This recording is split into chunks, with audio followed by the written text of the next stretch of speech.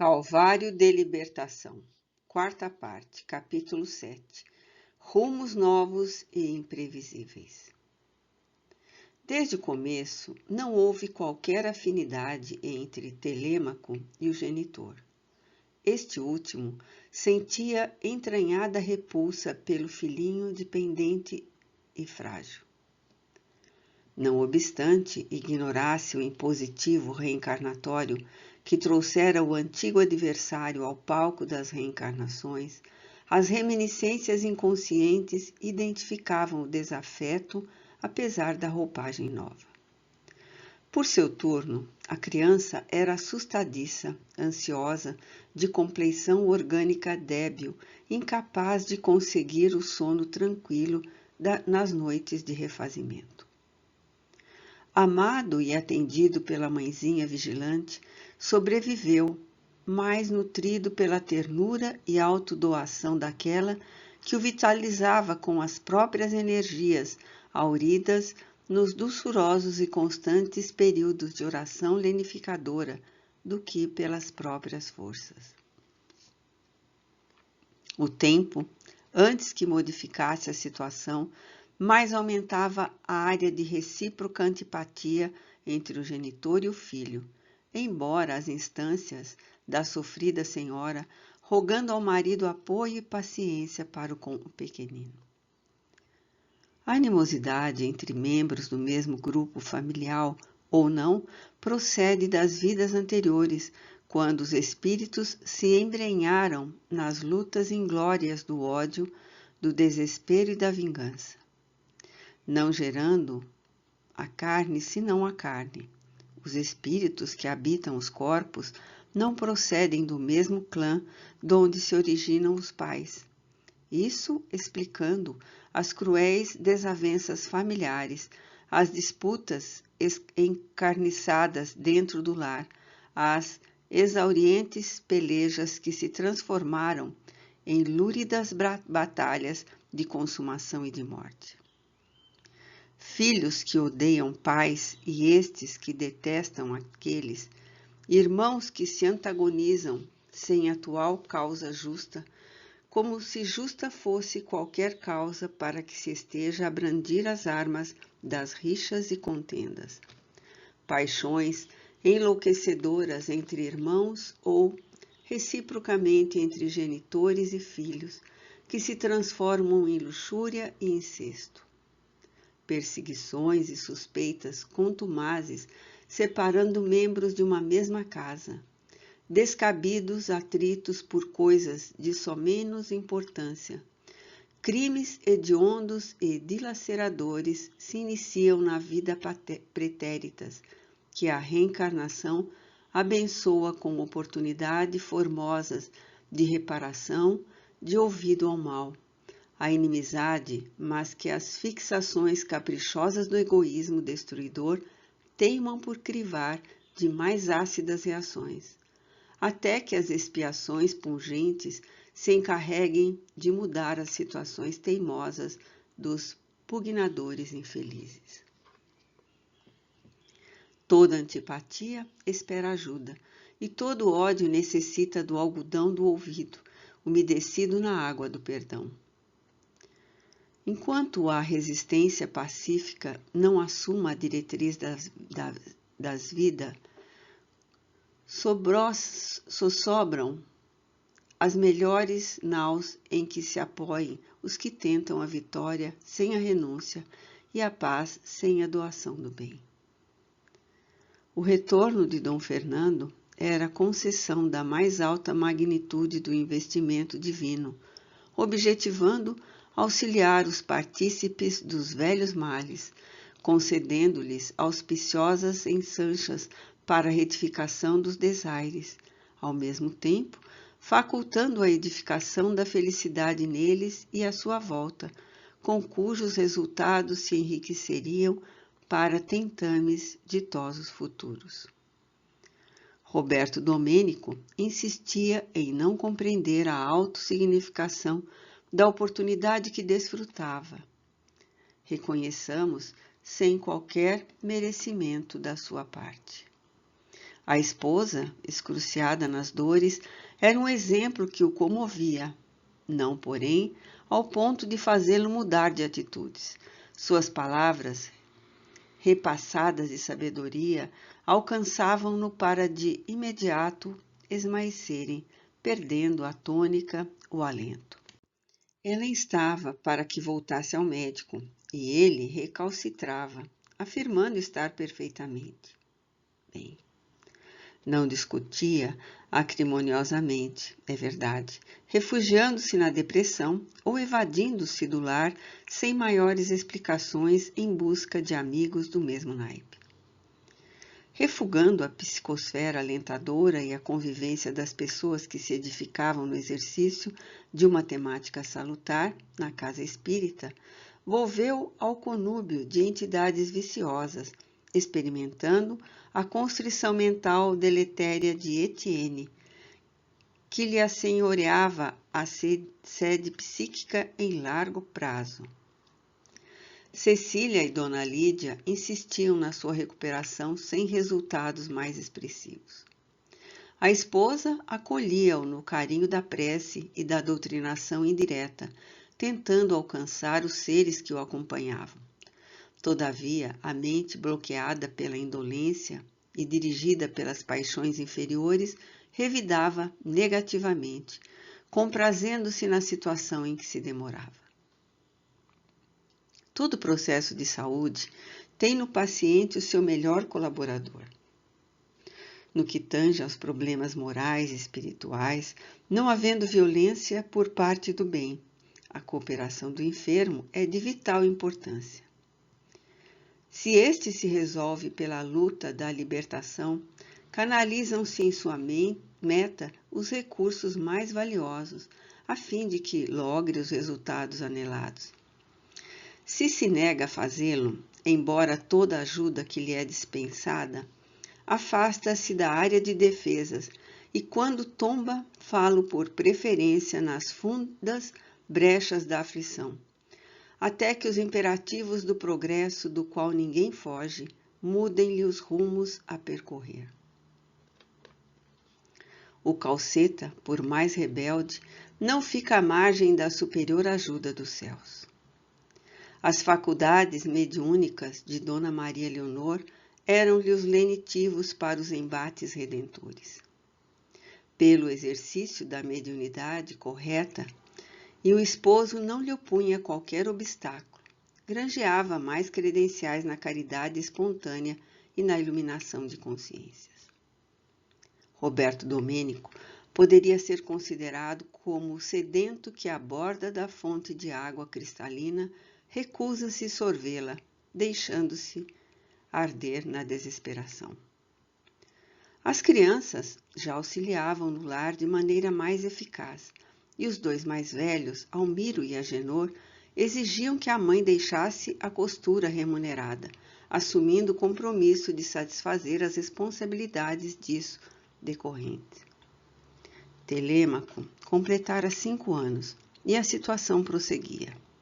Os irmãos atendiam-no com carinho e o genitor com desprezo. Pela visão de profundidade, a mãezinha identificava nele o antigo genitor do período borjano de sua vida e amparava-o, amando-o com devoção. Conhecia quanto lhe era permitido em razão dos créditos granjeados, as ocorrências passadas, afanando-se cada vez mais para ressarcir todos os compromissos que lhe sobrecarregavam a alma, ora voltada para as tarefas do amor. Lograra identificar em Agenor o antigo amigo Dom José de Montoya, que lhe havia aclarado quanto às sandices do esposo, fator esse que, auxiliando-a na equação de muitos problemas, levara à vingança desesperada. Compreendia, desse modo, a surda animosidade do rapaz contra o progenitor e a sua dedicação protetora para com ela. O bispo de Santa Maria, em comunicações muito dolorosas, fora trazido repetidas vezes à psicofonia atormentada, onde recebeu a caridade do esclarecimento e o perdão dos a quem tanto prejudicara. Preparava-se para o retorno sob altas imposições que o limitariam no corpo e na mente, a fim de meditar e aprender respeito pelas soberanas leis, como o amor às criaturas humanas das quais iria depender e necessitar. De alguma forma, no lar, não faltava o necessário nem o indispensável a uma exigência digna. André fazia questão de auxiliar os familiares, não obstante os protestos da cunhada, e Domênico lograra, pela inconsistência aos trabalhos que lhe eram conseguidos, tornar-se um biscateiro acomodado. A enfermidade progredira na dedicada servidora de Jesus, dificultando-lhe a locomoção. Os compromissos na sociedade espírita, em razão disso, foram diminuídos, a sua frequência limitada, e em breve a cadeira de rodas foi a solução paliativa para as circunstâncias.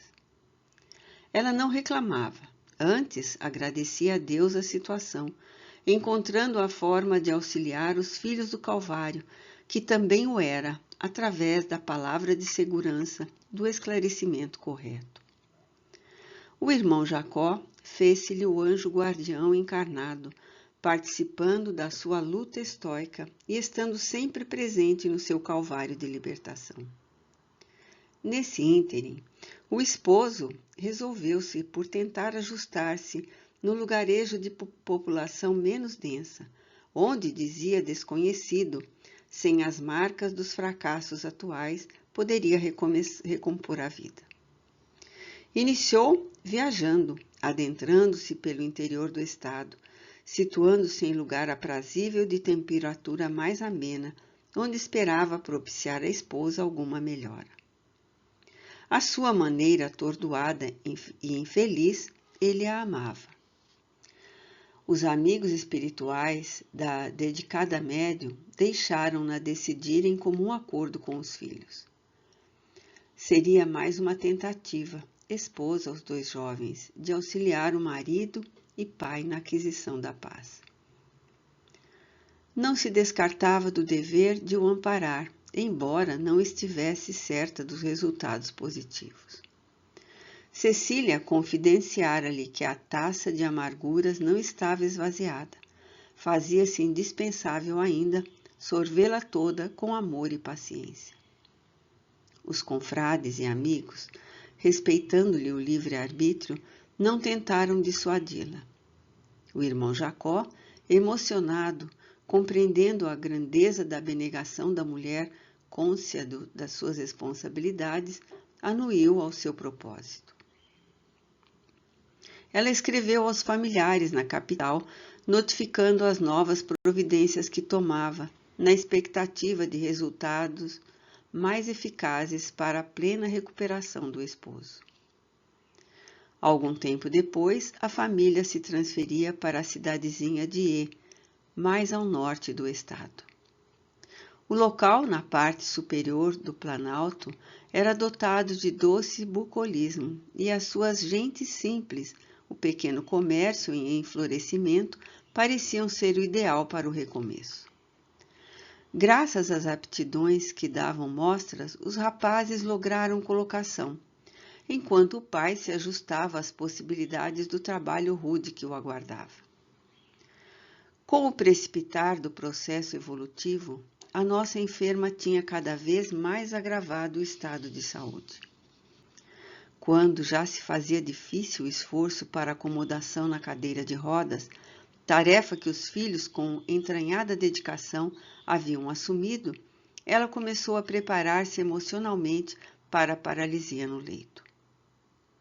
Numa noite de maior soma de dores físicas e morais, quando Roberto Domênico, alcoolizado, agredira Telêmaco, com 8 anos, que o enfrentara, enraivecido, a caroável Cecília trouxe o sustento da palavra consoladora.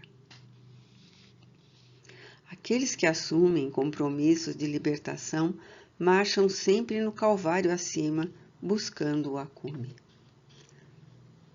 Rogaste que todas as dores te chegassem, agora que conduzes no velador do coração a chama da fé abrasadora. Pediste que te fosse concedidas as oportunidades de amar entre as dificuldades sem nome, os que normalmente receberiam repulsa e revide. Empenhaste os sentimentos na esperança de ajudar aqueles que, de algum modo, atiraram-se aos lôbregos sítios do crime em que também te encontravas. Quiseste que a dor fosse a presença de uma chaga viva em advertência e em silêncio para não reincindires no erro. Suplicastes a maternidade para o antigo genitor de forças depauperadas, oferecendo o puro amor com que lhe se edificarias a paz no imo. Não estranhes, portanto, o forte aguilhão. A tua é a parte da doação integral e plena, da renúncia sem limites e da abnegação contínua. A deles é o esforço pessoal pelo aproveitamento, o ensejo para a felicidade ou a ruína donde se devem evadir. Êxito ou queda são realização pessoal de cada um. Empenha, se necessário, a vida, mas não esperes um triunfo prematuro que a ocasião não pode oferecer. Cecília silenciou, meditativa, e prosseguiu. Os desatinos que hoje se convertem em pranto e dor, demorados têm uma gênese profunda, complexa, antiga. Os acontecimentos em Borja, Saragoça e Madrid são o prosseguimento de destrambelhos anteriores. Mudam-se as paisagens e prossegue o drama. Hoje, tens a visão profunda e o entendimento da mensagem de Jesus, que te iluminam a existência, fazendo-te confiante, de alguma forma feliz, porque desgraça é a falta da fé no coração e na mente, e o impositivo da marcha em plena tempestade. As almas são as suas forças. Jesus aludiu que mais se dará a quem mais dá, demonstrando que o único privilégio da vida é dar amor e distribuir caridade a fim de receber paz. Os nossos pupilos têm recebido quanto está ao nosso alcance. Os celeiros divinos estão-lhes abertos de par em par. O uso que façam pertence-lhes ao arbítrio próprio. Familiares, afetos e adversários são todos irmãos nossos, filhos de Deus, colocados em nosso caminho e nós no deles para o milagre da evolução.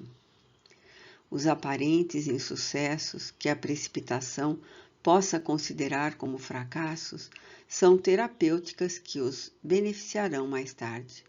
Por isso, não lamentes nada.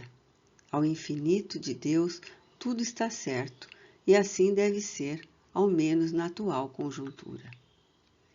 Não são perdidas as sementes do Evangelho que colocamos no solo das almas. Tem o seu momento de germinar, que não nos cumpre precipitar a hora. No intervalo que a benfeitora fez, Dona Maria Leonor relacionou o último período com a difícil aceitação do Evangelho por parte do esposo quanto de Telêmaco. O filhinho afável para com ela reagia às lições doces da Boa Nova.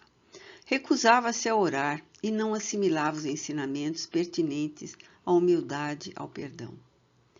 De organização física débil, mantinha aos 8 anos um porte altivo, soberbo e reacionário à situação em que se encontrava.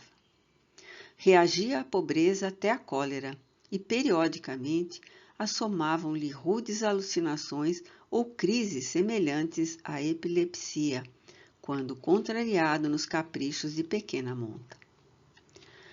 Ela se sentia descoroçoar, mas, de uma vez, na tentativa de falar-lhe sobre o amor e a simplicidade, o perdão e a doçura.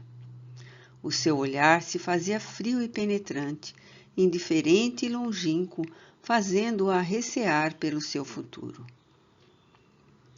Todavia, insistia, repetia e não cedia no dever de ensinar-lhe corretamente o sagrado compromisso evangélico.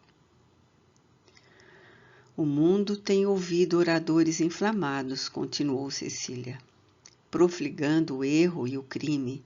Porém, logo cessam os seus discursos, tombam eles próprios nos delitos que combatem. Páginas de rutilante beleza são escritas com entusiasmo cadente, todavia seus autores, justificando-se como criaturas necessitadas, engrossam as filas dos desacisados. Rígidos observadores moralistas estabelecem linhas de comportamento ético lavradas na austeridade, na retidão. Apesar disso, resvalam as ocultas nos desbordar das paixões que combatem. Há quem acuse, apontando as feridas morais que merecem extirpadas do organismo social. No entanto, facultam-se outras enfermidades do sentimento que neles vicejam dominadoras. Sobram palavras e escasseiam exemplos. Muitos discípulos do Evangelho almejam pelo martírio em praça pública, antes por vaidade e exibicionismo do que por amor ao crucificado sem culpa. A dedicação sem alarde e a abnegação sem aplauso da multidão fazem-se expressões positivas do lídimo martírio dos tempos novos, testemunhados pelas almas que seguirão a terra, edificada pelo exemplo dos que se dão ao Cristo no Gólgota dos silêncios eloquentes. As dores enrijam as fibras da alma e fortalecem as disposições do sentimento. A grande meta a atingir, amar mesmo não amando, impõe-te exaustão e esquecimento de ti mesma. Quanto mais rude a tormenta, mais rápido cessam as forças do seu desgoverno. A carga de aflições que conduzes não significa abandono a que estejas relegada, e sim recordação de que não és esquecida. A fé não libera a alma dos resgates que lhe cumpre atender, como esperam e supõem alguns crentes apressados. Ela é a fonte de energia, é o dínamo de força, o penso que balsamiza a ferida e o conforto que ampara a coragem, não um mecanismo de evasão das responsabilidades ou documento para chantagear o equilíbrio da justiça. Assim prossegue. O Senhor conhece o teu drama, as nossas necessidades, a tua e a sua família amada, e tudo Ele fará para que o êxito seja logrado, não do ponto de vista imediato e terreno, mas mediato e divino. A veneranda amiga espiritual adentrou-se em considerações outras, deixando-a tutelada sob forte apoio moral e redobrado ânimo para enfrentar as vicissitudes. Ela compreendeu que lhe iriam recrudescer os testemunhos. Entretanto, dando-se a Deus, aguardou-os com atitude confiante.